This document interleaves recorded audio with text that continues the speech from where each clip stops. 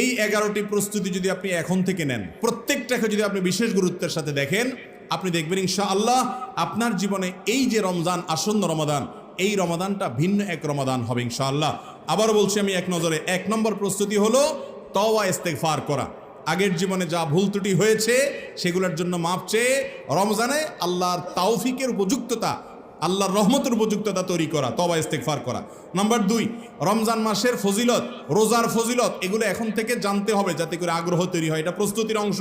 Number 3, এই রমজানে কোনো অবস্থাতে আমি সাধারণ ক্ষমা মিস করব না, এখন থেকে তওবার উপযুক্ততা তৈরি করতে হবে, ইস্তেগফারের রিহার্সেল এবং অভ্যাস গড়ে তুলতে হবে, এবং রমাদান মাসে ক্ষমা না পেলে আল্লাহর নবীর বদদোয়া পেতে হবে, সেটা মাথায় রেখে এখন থেকে প্ল্যান করতে হবে যে প্রতিদিন ইফতারের আগে 5টা মিনিট ভোর রাতে বিভিন্ন সময় আল্লাহর সামনে চোখের পানি ফেলে আমি দোয়া করে কাঁদবো, নিজের ক্ষমা প্রার্থনা করব। অনেক কপাল পোড়া আছে, অনেক কপাল পোড়া আছে যাদের গোটা রমজানে একবারের জন্য আল্লাহর কাছে চোখের পানি ফেলে নিজের গুনার জন্য মাপ চাওয়ার তৌফিক হয় না।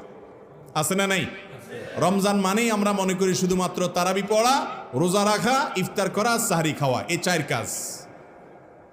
ইফতার করা, সাহরি খাওয়া, রোজা রাখা, তারাবি পড়া, 4 কাজ, পঞ্চম কোনো কাজ নাই। ভাইরা আমার, রমজান মাসের মূল বিষয়টাই তো হলো যাতে আমরা গুনাহ ছাড়ার এক্সারসাইজ করতে পারি এবং ক্ষমা নিয়ে নিতে পারি। এই জন্য 3 নম্বরের প্রস্তুতি হলো এবছর অন্তত ক্ষমা নিয়ে নিব। সেজন্য এখন থেকে পরিকল্পনা করে যে আমি বিভিন্ন সময় ক্ষমা চাইবো, দরখাস্ত তো করতে হবে, চাইতে তো হবে। নাম্বার 4 প্রস্তুতি হলো আগের বছরে কোনো ফরজ রোজা কাজা থাকলে, বাদ থাকলে সেটা রমজান আগে আগে রেখে ফেলতে হবে। 5 নম্বরের প্রস্তুতি হলো শিরক এবং হিংসা, শত্রুতা, এগুলো থেকে অন্তরকে ফ্রেশ করে ফেলতে হবে, কারণ এগুলো থাকলে সাধারণ ক্ষমা পাওয়া যায় না, রমজান আগে এটা করে ফেলতে হবে। নাম্বার 5, এটা গেল। 6 নম্বর হলো রমজান মাসের মাসআলা মাসাইল, রোজার মাসলা মাসাইল, কিসে রোজা ভাঙে, কিসে মাকরু হয়, কোন আমলটা করা যায়, কোনটা করা যায় না, এগুলো এখন থেকে জানতে হবে, জানলে তখন আমল করা যাবে।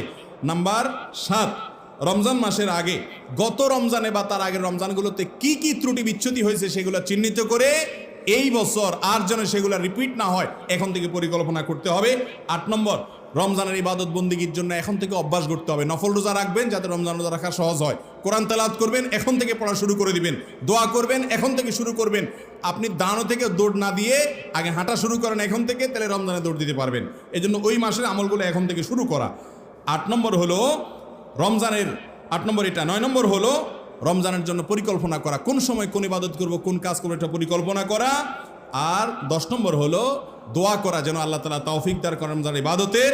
আর 11 নম্বর হলো চাঁদ দেখা, চাঁদ তালাশ করা। আল্লাহ তাআলা আমাদের সবাইকে রমজান মাসের ইবাদত বন্দিগুলো করার জন্য এখন থেকে যথাযথ প্রস্তুতি গ্রহণ করে আল্লাহর ইবাদতের উপযুক্ত যেন হতে পারে সেই তৌফিক আমাদের সবাইকে দান করুন। ওয়া আখিরু দাওয়ানা আলহামদুলিল্লাহি রাব্বিল আলামিন।